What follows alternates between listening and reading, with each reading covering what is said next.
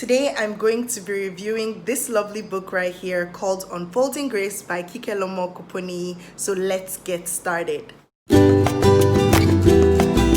Hi guys, welcome back to my YouTube channel. It's Rachel here. If you haven't done so, hit that subscribe button so you never miss a thing. As I said earlier, today I'm going to be reviewing this book right here. It's called Unfolding Grace by Kikelomo Kuponiyi. This book was sent to me from the book Lady NG, and I am going to share my thoughts on it. Now, it's a Christian fiction book, and I think it's been a while since I read Christian fiction. I remember when I was in secondary school, I was such a huge fan of Francine Rivers. So just reading this book actually brought back those memories and gave me a nostalgic feeling. I typically don't read a lot of Christian fiction novels because it's religion, and religion is such a sensitive thing. And I feel like religion is expressed in different ways, even if it might be one religion that is being expressed. I feel like different authors, different writers, different human beings have their own understanding of what their religion is about. So sometimes when you write a Christian fiction book, it shines through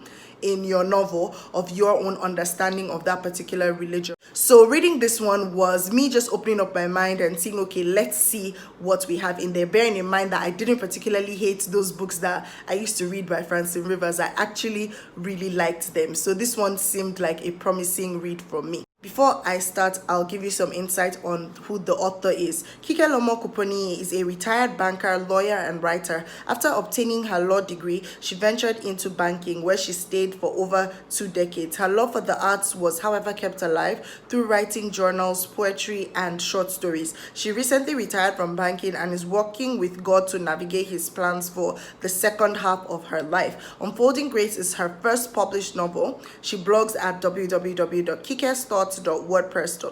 She is married with 3 children and lives in Lagos, Nigeria. I'm going to read out the synopsis of the book from the back of the book.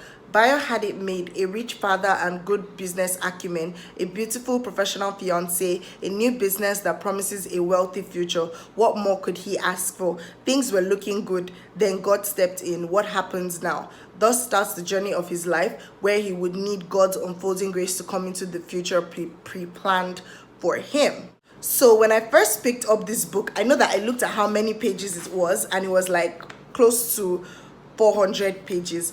And you guys know, from if you've watched all my other videos, I'm like, oh my goodness, if the book is above 350 pages, I'm like, I can't even deal. But funny enough, why I didn't even mind, and it was surprising to know that I finished this book in like 2 days, was because first of all, the prints are really big and easy to see. So it was just a lovely, easy read, and the plot just flowed. Like, it was just a page turner. I kept on turning the page, wanting to see what else would happen. So it was such an easy read for me, and I enjoyed the plot. The book is about a young man. His name is Bayo, who is the main protagonist, and he is a wealthy guy who is really hardworking. He comes from a wealthy family. There's his dad, who is like this really huge control freak, trying to control his life, and basically also a wealthy person who has set up a huge business and really desires that Bayo would take over the company from him. But Bayo has his own plans, and he's just really trying to live life on his own terms. He has set up a lovely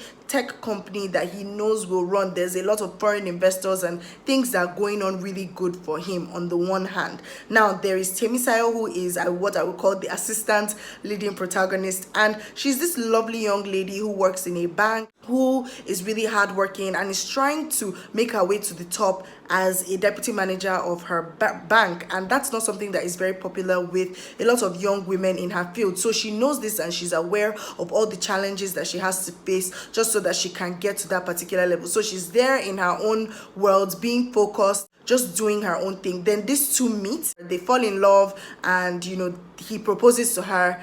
They're ready to get married.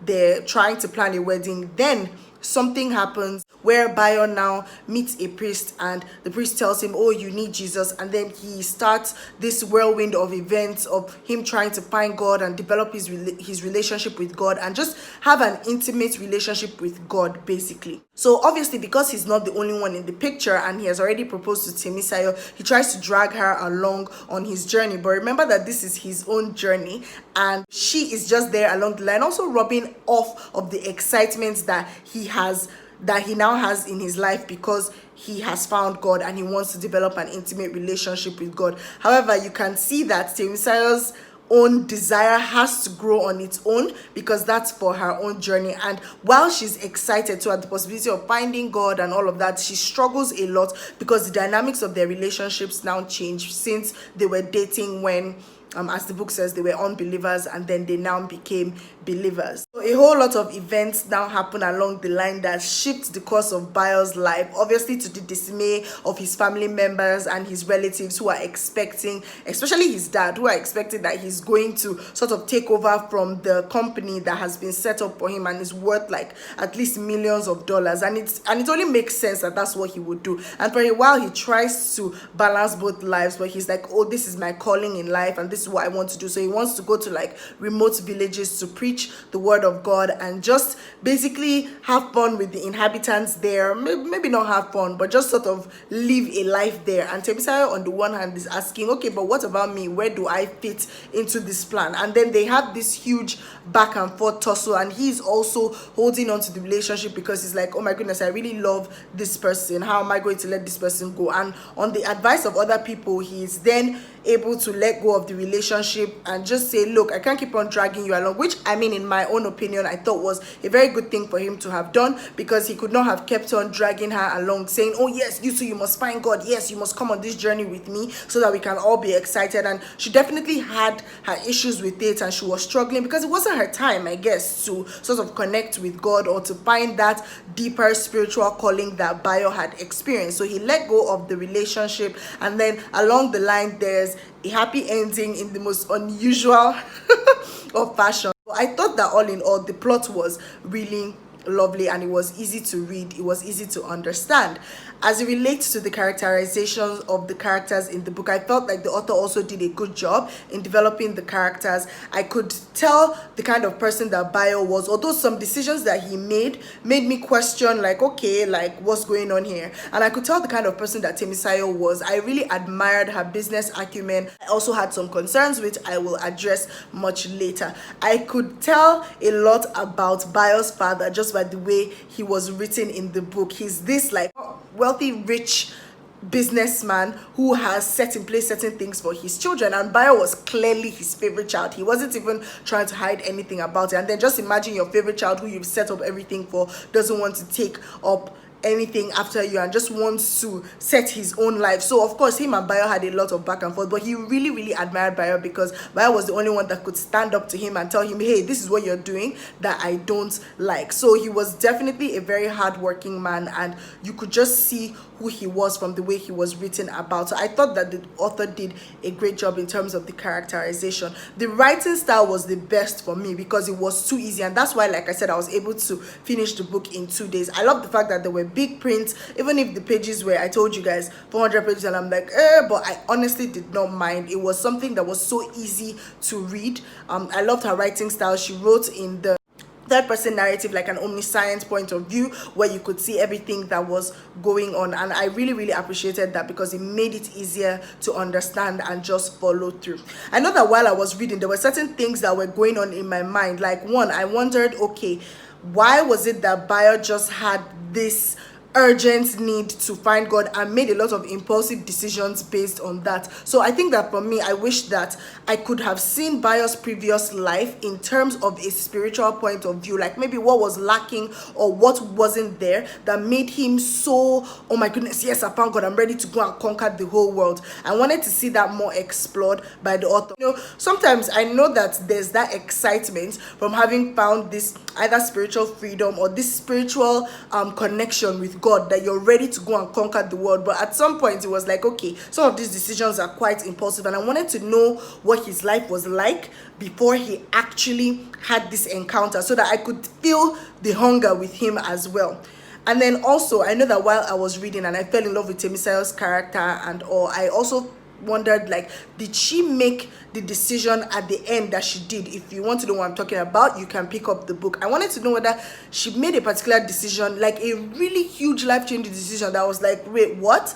And I wanted to know whether that was because of her own journey with God or whether that was because, you know, of a guy. So I know that boggled me a little bit towards the end of the book. And this one, I know that it's just a character issue, but oh my goodness, I know that when I was reading, at some point I was actually frustrated with Bayo, and I could feel Temisayo's frustrations at some of the things that he was doing. Because okay, yes, you've been newly converted and you're falling in love with God, and you want to preach and teach people what you're feeling inside of you, like this amazing relationship with God. And in my mind I wondered, okay, your family members, which are like 500 by the way, because Bayo's father was polygamous and had like different mistresses and other children from other places that he would see regularly. And I wondered, I'm like, okay, what about all these people? Aren't you going to like tell them what has happened with you? Aren't you going to reach out to them? Even his colleagues in the office were asking, what's going on? You've changed, there's something different about you.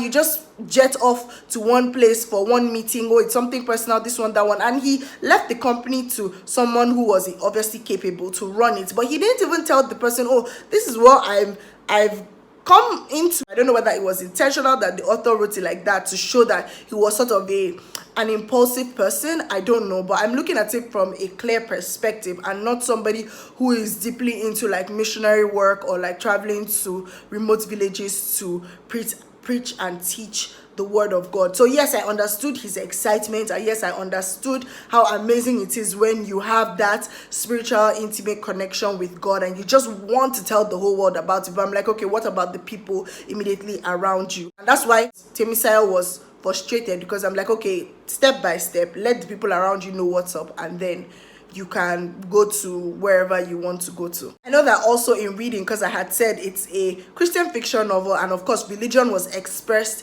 in certain ways in the book. And while I did not particularly agree with some of the way the Christian religion and some things were expressed in it, I thought that it was a lovely read all in all. If you're looking for Nigerian fiction, because I know that some people have asked me for Christian fiction recommendations, and I rarely have any because I don't really read a lot of that. But if you're looking for one of those ones, you can definitely pick this book up. It's a page turner. It's something that you can read in 2 to 3 days, even if you're not a fast reader, and it's a lovely plot. It just shows the extent to which someone who was really just hungering for an intimate relationship with God will go to after his life has been changed. And the fact that you can have a particular journey that you're on and you're with someone, and then your life changes for the better because you found God, but you just need to understand not to try to be dragging everybody along like, oh my goodness, yes, you must experience this because I experienced it as well. Just understanding that other people have their own journeys, and when it's not somebody's time, it's not their time.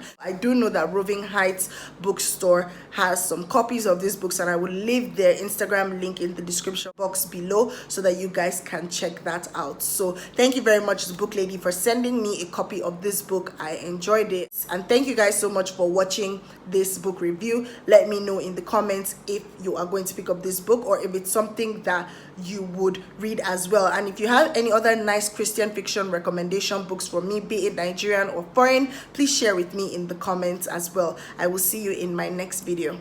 Bye.